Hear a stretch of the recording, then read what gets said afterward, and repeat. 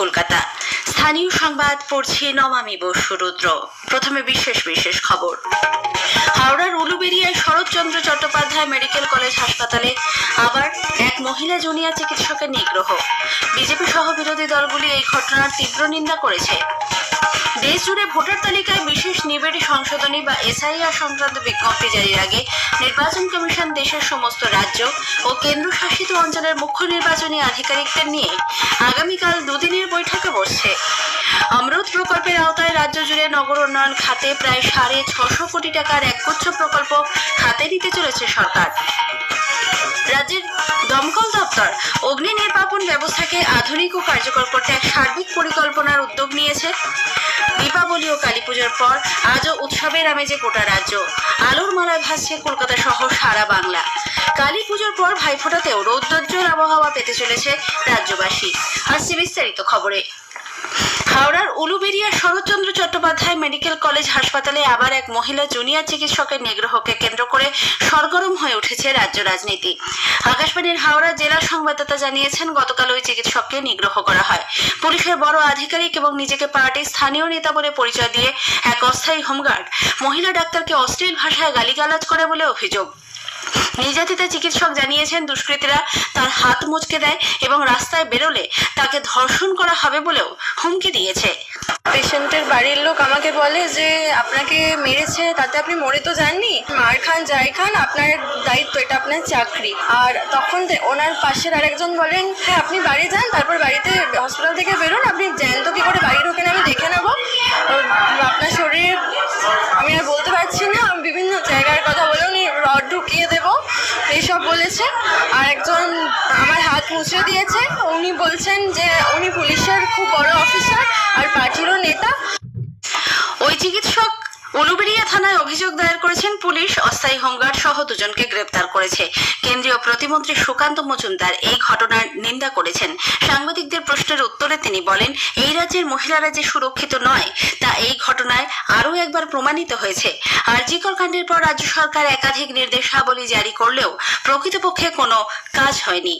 আরো একবার প্রমাণিত হলো যে এই রাজ্যে মহিলারা সুরক্ষিত নন এবং যখন আরজিকর কাণ্ড ঘটেছিল তারপরে রাজ্য সরকারের তরফ থেকে অনেকগুলো নির্দেশাবলী দেওয়া হয়েছিল, বলা হয়েছিল যে এই সমস্ত সুরক্ষার বিষয়ে বিভিন্ন রকমের সিদ্ধান্ত নেওয়া হবে, জুনিয়র ডাক্তারদের সুরক্ষার বিষয়টি বিশেষ করে দেখা হবে।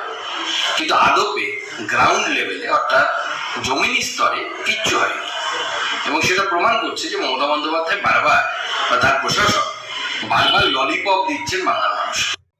প্রবীণ কংগ্রেস নেতা অধীর রঞ্জন চৌধুরী বলেছেন, চারিদিকে মাতৃ আরাধনা চললেও এখানে মহিলাদের কোনো নিরাপত্তা নেই। তিনি বলেন, রাজ্যের মুখ্যমন্ত্রী মহিলা হলেও তাকে কোনো সহানুভূতি, কোনো সমবেদনা ছুঁতে পারে না। জুনিয়র ডক্টরস ফ্রন্টের পক্ষ থেকে ডক্টর অনিকেত মাহাতো ঘটনার তীব্র নিন্দা করেছেন এবং চিকিৎসকদের নিরাপত্তার দাবি জানিয়েছেন। সেফটি, সিকিউরিটি সহ স্বাস্থ্য পরিকাঠামোর একটা ওভারঅল উন্নতি প্রয়োজন বলে প্রথমত এটা আমরা মনে করি। শাসক দলের যে ছত্রছায়া, যে দাপট, সেই দাপটের জায়গা থেকে বেরিয়ে এসে আইনের শাসনকে প্রতিষ্ঠিত করার প্রয়োজন আছে বলে আমরা মনে করি। এই জায়গাগুলো থেকে রাজ্য প্রশাসনের দিক থেকে সদর্থক প্রয়াস নেওয়ার প্রয়োজন আছে। Saratchandra Chattopadhyay government medical college হাসপাতালের প্রিন্সিপাল ডক্টর সনৎ কুমার ঘোষ জানিয়েছেন, সিসিটিভি ক্যামেরা ছিল, সেই ফুটেজগুলি পুলিশকে দেওয়া হয়েছে। জলপাইগুড়ির ময়নাগুড়ির দাড়িকামারি কালীহাট এলাকায় এক গৃহবধূকে গণধর্ষণের অভিযোগে 3 জনকে গ্রেপ্তার করা হয়েছে। জানা গেছে, গত শুক্রবার রাতে কয়েকজন দুষ্কৃতী ওই মহিলার বাড়িতে ঢুকে গণধর্ষণ করে বলে অভিযোগ। পুলিশে খবর দেওয়া হলে তদন্তে নেমে 3 জনকে গ্রেপ্তার করা হয়। আরজিকর মেডিকেল কলেজে মহিলা চিকিৎসকের ধর্ষণের ঘটনায় যাবজ্জীবন কারাদণ্ডে দণ্ডিত সঞ্জয় রায়ের ভাগ্নির মৃত্যুর ঘটনায় পুলিশ মৃতার বাবা ও মাকে জেরা করছে। সঞ্জয়ের বড় দিদি ববিতার সঙ্গে বিয়ে হয়েছিল আলিপুর থানা বিদ্যাসাগর কলোনির বাসিন্দা ভোলা সিংহর। তাদেরই মেয়ে ছিল সঞ্জনা। ববিতা মারা যাওয়ার পর মৃতার বাবা ভোলা তার শ্যালিকাকে বিয়ে করে। গত রাতে নাবালিকার সাড়া না পেয়ে বাড়ির লোকজন ঘরের দরজা ভেঙে দেখে আলমারির কাঠামো থেকে গলায় দড়ি দেওয়ায় সে ঝুলছে। এই খবর বাইরে প্রকাশ পেতেই ক্ষোভে ফেটে পড়েন স্থানীয় বাসিন্দারা। ঘটনাকে কেন্দ্র করে বিদ্যাসাগর কলোনিতে তীব্র উত্তেজনা সৃষ্টি হয়। প্রতিবেশীদের দাবি, বাবা এবং সৎ মা দুজনে মিলে শাসনের নামে ওই নাবালিকার উপর অত্যাচার চালাতো। দেশ জুড়ে ভোটার তালিকায় বিশেষ নিবিড় সংশোধনী বা এসআইআর সংক্রান্ত বিজ্ঞপ্তি জারির আগে নির্বাচন কমিশন দেশের সমস্ত রাজ্য ও কেন্দ্রশাসিত অঞ্চলের মুখ্য নির্বাচনী আধিকারিকদের নিয়ে বৈঠকে বসছে। আগামীকাল ও বৃহস্পতিবার দিল্লির দ্বারকার India International Institute of Democracy and Election Management IIIDEM এ অনুষ্ঠিত হবে মুখ্য নির্বাচনী আধিকারিকদের দুদিনের এই সম্মেলন। ওই বৈঠকে সব মুখ্য নির্বাচনী আধিকারিকদের উপস্থিতি বাধ্যতামূলক করা হয়েছে। ভোটার তালিকা বা সংশোধনের দায়িত্বপ্রাপ্ত অতিরিক্ত বা যুগ্ম মুখ্য নির্বাচনী আধিকারিক এবং রাজ্য বা কেন্দ্রশাসিত অঞ্চলের মিডিয়া সমন্বয়কারীদেরও বৈঠকে থাকতে হবে। এবারের খবরের আয়নায় শুনবেন তামাক বর্জনের উপায় ও স্তনের ক্যান্সার সম্পর্কে চিকিৎসকদের পরামর্শ। অনুষ্ঠানটি শোনা যাবে আজ রাত 8টায় গীতাঞ্জলি প্রচার তরঙ্গে, এই স্থানীয় সংবাদের ঠিক পরেই। কেন্দ্রীয় স্বরাষ্ট্রমন্ত্রী অমিত শাহ আজাদ হিন্দ বাহিনীর প্রতিষ্ঠা দিবসে আজ নেতাজি সুভাষচন্দ্র বসু এবং বাহিনীর সদস্যদের আত্মত্যাগের কথা স্মরণ করেছেন। এদিকে দিনটি উপলক্ষে আলিপুরদুয়ার নেতাজি সুভাষ জন্মশতবার্ষিকী কমিটি আয়োজিত এক অনুষ্ঠানে নেতাজির জীবনের নানা দিক স্মরণ করা হয়। প্রধানমন্ত্রী নরেন্দ্র মোদী আগামী 26শে অক্টোবর রবিবার আকাশবাণীতে মন কি বাত অনুষ্ঠানে তাঁর চিন্তা ভাবনা দেশ বিদেশের মানুষের সঙ্গে ভাগ করে নেবেন। এটি হবে মন কি বাতের 127তম পর্ব। বেলা 11টা থেকে আকাশবাণী এবং দূরদর্শনের সবকটি চ্যানেলে অনুষ্ঠানটি একযোগে প্রচারিত হবে। এই খবর আপনারা শুনছেন আকাশবাণী কলকাতা কেন্দ্র থেকে। অমৃত প্রকল্পের আওতায় রাজ্য জুড়ে নগর উন্নয়ন খাতে প্রায় 650 কোটি টাকার একগুচ্ছ প্রকল্প হাতে নিতে চলেছে সরকার।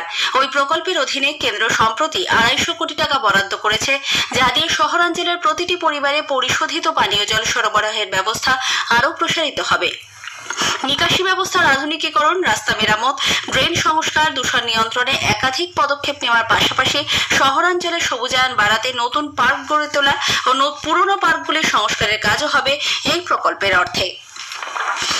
রাজ্যের দমকল দপ্তর অগ্নি নির্বাপন ব্যবস্থাকে আরো আধুনিক ও কার্যকর করতে এক সর্বাঙ্গীন পরিকল্পনা হাতে নিয়েছে। সাম্প্রতিককালে রাজ্যে একাধিক অগ্নিকাণ্ডের ঘটনায় প্রাণহানির পর এই পরিকল্পনা বাস্তবায়নের উদ্যোগ নেওয়া হয়। দ্রুত ঘটনাস্থলে পৌঁছানো এবং ঘনবসতিপূর্ণ এলাকায় তৎপরতার সঙ্গে অগ্নি নির্বাপনই এই উদ্যোগের মূল লক্ষ্য। দপ্তর সূত্রে জানা গেছে, দুর্ঘটনার খবর পাওয়ার সঙ্গে সঙ্গে ফায়ার ইঞ্জিন যাতে দ্রুত পৌঁছতে পারে, সেজন্য অ্যাম্বুলেন্স পরিষেবার আদলে গ্রিন করিডোর চালুর প্রস্তাব চূড়ান্ত হয়েছে। একই সঙ্গে নির্দিষ্ট নাম্বার চালু করে পুলিশের ধাঁচে একটি ইন্টিগ্রেটেড কন্ট্রোল রুম স্থাপন করারও পরিকল্পনা নেওয়া হচ্ছে। দীপাবলি ও কালী পুজোর পর আজও উৎসবের আমেজে গোটা রাজ্য। আলোর মালায় ভাসছে কলকাতা সহ সারা বাংলা। বারাসাত, মধ্যমগ্রাম, নৈহাটি সহ রাজ্যের বিভিন্ন জেলায় বিখ্যাত পুজো মণ্ডপগুলিতে চলছে প্রতিমা দর্শনের পালা। এদিকে দীপাবলি এবং কালী পুজো উপলক্ষে শহরে শব্দবাজির ব্যবহারে গত রাতে বিষাক্ত হয়ে উঠেছিল মহানগরের বাতাস। আজও যাতে সেই একই রকম অভিজ্ঞতার মুখোমুখি না হতে হয় তার আবেদন করেছেন দূষণ নিয়ন্ত্রণ পর্ষদের চেয়ারম্যান ডক্টর কল্যাণ রুদ্র। একটি প্রতিবেদন। বেলা যত বেড়েছে শহরের দূষণের মাত্রা কমেছে। কলকাতা কর্পোরেশন এবং দূষণ নিয়ন্ত্রণ পর্ষদের যৌথ প্রচেষ্টায় আজ দুপুর 1টার পর থেকে মহানগরের বাতাস অনেকটাই দূষণমুক্ত হলেও সন্ধ্যের পর থেকেই আবারও মুহুর্মুহু ভেসে আসছে শব্দবাজির আওয়াজ। এর বিরুদ্ধে জনমত গড়ে তোলার আহ্বান জানান দূষণ নিয়ন্ত্রণ পর্ষদের চেয়ারম্যান ডক্টর কল্যাণ রুদ্র। কলকাতায় যদি কয়েকটা হটস্পট তৈরি করি, বালিগঞ্জ, ধর্মতলা চত্বর, এসএন ব্যানার্জি রোড ক্রসিং এবং উত্তর দমদম মিউনিসিপ্যালিটির মধ্যে লেকটাউন এলাকা, বাকি জায়গায় গুলো আপেক্ষিকভাবে কম কিন্তু যথেষ্ট ওই বাড়ি ফেলেছে। আমি খুব পরিষ্কার করে বলতে চাই যে শহরের সব নাগরিকরাই কিন্তু এই দূষণের যে কর্মযোগ্যতাকে অংশগ্রহণ করেননি, করেছেন কয়েকটি এলাকার কিছু অবস্থাপন্ন মানুষ যাদের হাতে অর্থ আছে, যারা ওই ধরনের দামি বাজিগুলো খাটাতে পারে, কিনতে পারে। কয়েকজনের আনন্দ সারা শহরে সব মানুষের জীবনকে বিপন্ন না করতে পারে, তার জন্য আমাদের জনমত গড়ে তোলার চেষ্টা করা উচিত। পাশফিন নাহার, আকাশবাণী সংবাদ, কলকাতা।